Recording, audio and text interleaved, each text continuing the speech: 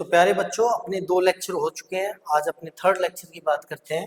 Property of charges के अंदर अपने जो एनसीईआरटी के अंदर 3 प्रॉपर्टी जो मेंशन की गई है वो स्टार्ट करते हैं बेटा।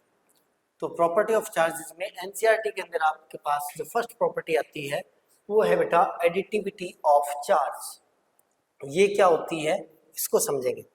एडिटिविटी ऑफ चार्ज क्या बोलता है बेटा, भी मान लेते हैं हमारे पास एक सिस्टम है, कोई भी एक रोड मान लेते हैं या कोई कंडक्टर मान लेते हैं, उसके ऊपर दोनों चार्जेस हैं। मान लो उसके ऊपर प्लस का 5C भी है और माइनस का 2C भी है, यानी प्लस पॉजिटिव चार्ज भी है और माइनस का चार्ज भी है। उस केस के अंदर क्या होता है, एडिटिविटी ऑफ चार्जेस बोलता है। ये एक्चुअल में additivity of charge cancel out जो मैंने आपको बताया था प्रीवियस वीडियो के अंदर, कैंसल आउट जो प्रॉपर्टी है चार्ज की, उसी का एक थोड़ा सा एडवांस वर्जन मान सकते हैं। ये क्या बोलता है बेटा कि अगर 5C पॉजिटिव है इस सिस्टम के अंदर और 2C नेगेटिव है, तो उसके अंदर से प्लस के 5C में से जो प्लस का 2C है और प्लस का 3C है, तो प्लस का 2C माइनस के 2C को कैंसिल आउट कर देगा। तो अगर उस सिस्टम का अगर मैं नेट चार्ज निकालना चाहूं तो मेरे पास चार्ज क्या आएगा, ओवरऑल चार्ज आएगा प्लस का 3C। इसका मतलब है मान लो कोई सिस्टम के अंदर मेरे पास चार्जेस है, n चार्जेस है, Q1 है, Q2 है, Q3 है, Q4 है एंड Qn चार्जेस है।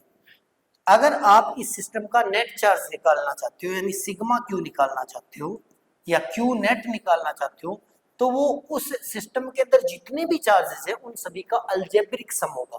अलजेब्रिक सम का मतलब क्या होगा बेटा कि पॉजिटिव एंड नेगेटिव साइन के साथ होगा, यानी सम विद पॉजिटिव और नेगेटिव साइन, या फिर इसको बोलते हैं सम विद पोलैरिटी, क्योंकि पॉजिटिव एंड नेगेटिव साइन को अपने पोलैरिटी बोलते हैं। तो इसका मतलब एडिटिविटी ऑफ चार्ज प्रॉपर्टी क्या बोलती है कि अगर किसी सिस्टम के अंदर n चार्जेस है, उन चार्जेस का अगर नेट चार्ज निकालना है तो वो पोलैरिटी के साथ ऐड होगा, अलजेब्रिक सम होगा।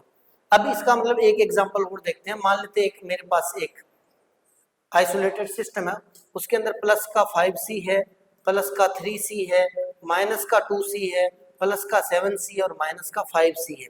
तो अगर इसके ऊपर मैं नेट चार्ज निकालना चाहूँ तो मेरे पास क्या आएगा, Q नेट जो आएगा मेरे पास वो साइन के साथ इसको ऐड कर दो बेटा। प्लस का 5 हो गया, प्लस का 3 हो गया, प्लस का 7 हो गया, माइनस का 2 हो गया और माइनस का 5 हो गया। इसका मतलब प्लस का तो हमारे पास हो गया 5 और 3 8 8 7 15, प्लस का 15 और माइनस का हमारे पास हो गया 7, और ओवरऑल जो चार्ज आएगा प्लस का 15 माइनस का 7 तो प्लस का 8C कूलम चार्ज आ जाएगा। इसको बोलते हैं एडिटिविटी। ये फर्स्ट प्रॉपर्टी। उसके बाद में नेक्स्ट प्रॉपर्टी है बेटा हमारे पास, वो है चार्ज इज कंजर्व्ड या कंजर्वेशन ऑफ चार्ज बोलते हैं इसको।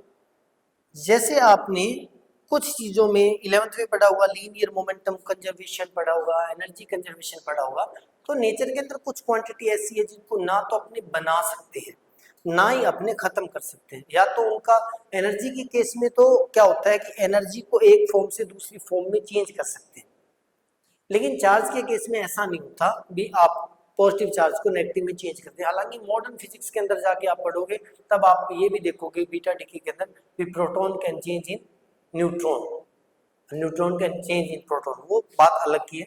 लेकिन अपने ओवरऑल देखते हैं कि total charge of isolated system जो होता है वो ऑलवेज कंजर्व रहता है। इसका मतलब है कि किसी सिस्टम के अंदर जितना चार्ज है वो उतना ही रहेगा, बस एक बात हो सकती है कि वो चार्ज ट्रांसफर हो सकता है।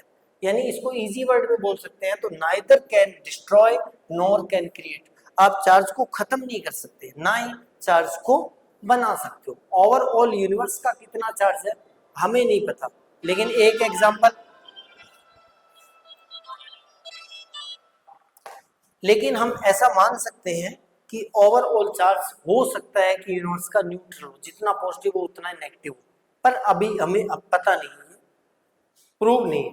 तो सेकंड प्रॉपर्टी है चार्ज इज कंजर्व्ड। इसका मतलब ना तो बना सकते हो ना ही खत्म कर सकते हो। लेकिन एक स्पेशल केस है जिसके अंदर आता है पेयर प्रोडक्शन। अब पेयर प्रोडक्शन आपको समझना पड़ेगा। पेयर प्रोडक्शन क्या होता है?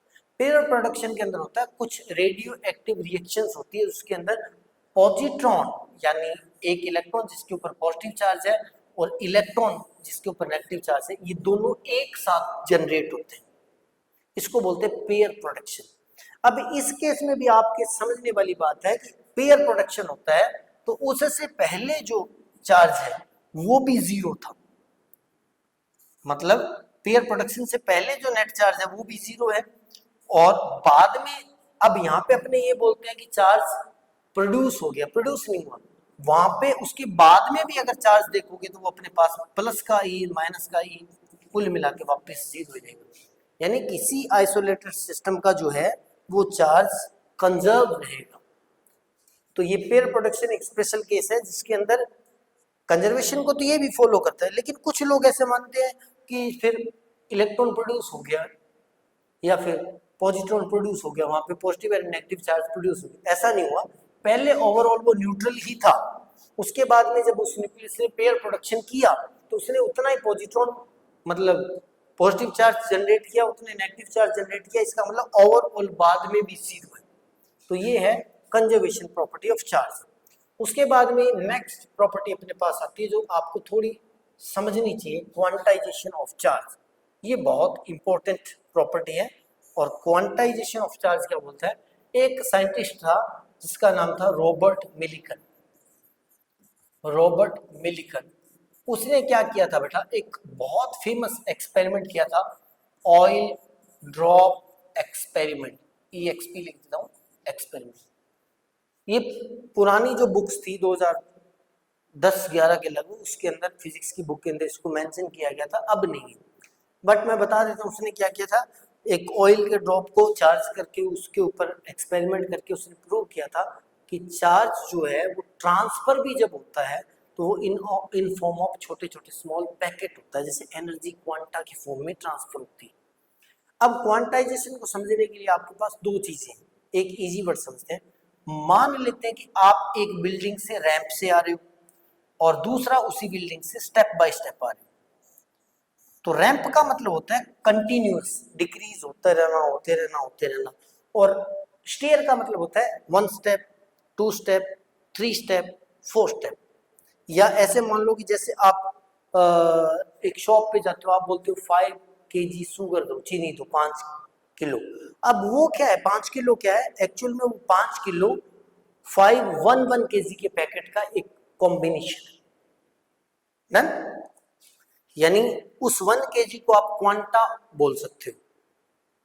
ऐसे चार्ज जब एक जगह से दूसरी जगह ट्रांसफर होगा, जैसे मान लो मेरे पास एक बॉडी ए है बेटा, एक बॉडी बी है, जैसे आपने इलेक्ट्रॉन ट्रांसफर थ्योरी में मैंने बताया था, अगर इससे इसके ऊपर चार्ज ट्रांसफर होगा तो कंटिन्यूअस नहीं होगा, ऐसे स्टेयर के जैसे लगातार फ्लो नहीं होगा, वो चार्ज जाएगा इससे उस पर ट्रांसफर होगा इन फॉर्म ऑफ पैकेट, यानी 1 पैकेट हो सकता है, 2 पैकेट हो सकता है, 3 पैकेट हो सकता है। अभी इस पैकेट, ये इमेजिनरी पैकेट है, मैं बस बना रहा हूँ, इसका मतलब ये नहीं कि इसकी स्ट्रक्चर ऐसी है, क्योंकि चार्ज तो अपने एक्सपीरियंस कर सकते हैं, उसको देख तो सकते ही नहीं, इनविजिबल क्वांटिटी है, तो मैं एक अंदाजा लगा रहा हूँ कि ऐसा। अब कंजर्वेशन क्वांटाइजेशन ऑफ चार्ज बोलता है कि जब भी एक बॉडी से दूसरी बॉडी पर चार्ज ट्रांसफर होगा तो इन form of a small amount packet की फॉर्म में होगा, उसको अपने बोलते हैं बेटा क्वांटा ऑफ चार्ज। क्या बोलते हैं, क्वांटा ऑफ चार्ज। और ये उस एक्सपेरिमेंट में प्रूव किया गया था कि वो क्वांटा ऑफ चार्ज की जो वैल्यू होती है वो होती है 1.6 इंटू 10⁻19 C कूलम, वही चार्ज जो इलेक्ट्रॉन के ऊपर होता है, एक इलेक्ट्रॉन पे चार्ज होता है। इस पैकेट के ऊपर जो चार्ज होगा वो 1.6 इंटू 10⁻⁻C होता है। अगर ये प्लस का है तो पॉजिटिव आ जाएगा, अगर ये माइनस का है तो नेगेटिव आएगा। इसको अब थोड़ा सा डीप समझते हैं, तब आपको पूरा क्लियर हो जाएगा क्या बोलना चाहता हूं मैं ये बोलना चाहता हूँ, मान लेते हैं मेरे पास एक बॉडी ए है, एक बॉडी बी है, यहां से चार्ज ट्रांसफर हो रहे हैं, तो ट्रांसफर होंगे इन form of packet, 1 quanta 2 quanta 3 quanta 4 quanta, लेकिन ये होगा ऑलवेज इंटीजर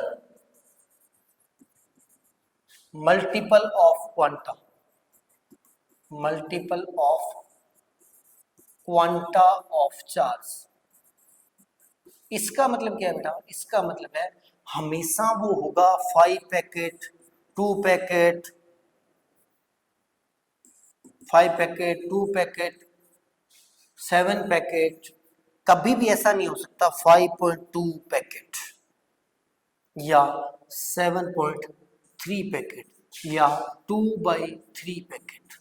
अब इस पैकेट पे 1 पैकेट पे कितना चार्ज था, इलेक्ट्रॉन के बराबर, यानी वो 5e हो सकता है, 2e हो सकता है, 7e हो सकता है, लेकिन 5.2e नहीं हो सकता। This is not possible. यानी एक जगह से दूसरी जगह अगर चार्ज ट्रांसफर होगा तो इन फॉर्म ऑफ पैकेट होगा, उस एक पैकेट पे चार्ज होगा वो प्लस का ई हो सकता है या माइनस का ई हो सकता है। प्लस का ई होगा तो प्लस का 1.6 इंटू 1 × 10⁻⁹ कूलम होगा, और माइनस का होगा तो माइनस में हो जाएगा। डन। और ये हमेशा ऑलवेज इंटीजर मल्टीपल होगा, ये ध्यान रखने वाली बात है। ये डेसिमल के अंदर नहीं होगा, डेसिमल के अंदर पॉसिबल नहीं है, या फ्रैक्शन के अंदर नहीं होगा। इसका मतलब ऐसा नहीं हो सकता कि 2.5 पैकेट चले जाए, 2.5 पैकेट या 7/3 पैकेट चले जाए, ऐसा पॉसिबल नहीं। डन। तो इसी को अपने बोलते हैं क्वांटाइजेशन ऑफ चार्ज। इसको और भी समझते हैं एक और तरीके से, इसका एक न्यूमेरिकल भी है। इसके जो आपके चैप्टर के सारे न्यूमेरिकल है वो मैं आपको एक स्पेशल वीडियो के अंदर करवाने वाला हूँ। All free charges are integral multiplies of a basic unit of charge denoted by electron.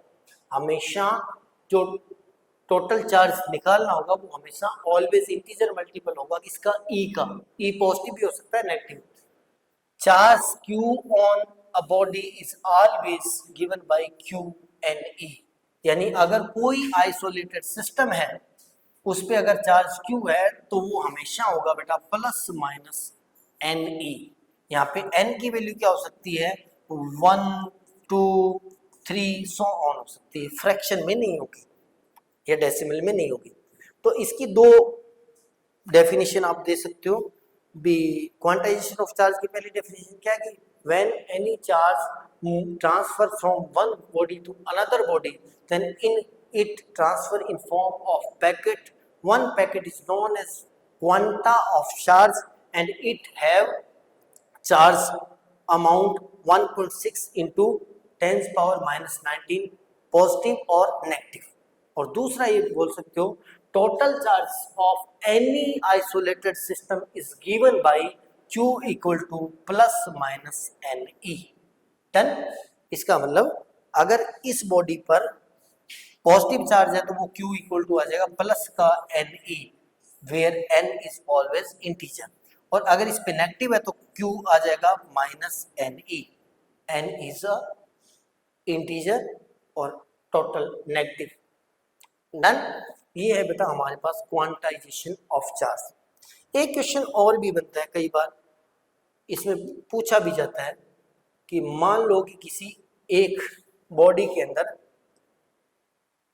एक XYZ बॉडी से X बॉडी से Y बॉडी पर 10⁻⁶ इलेक्ट्रॉन मूव कर गए। डन। तो इसके ऊपर कितना चार्ज होगा, ऐसा क्वेश्चन भी मे भी बन सकता है। 10⁻⁶ इलेक्ट्रॉन यहां से यहां पर मूव कर गए।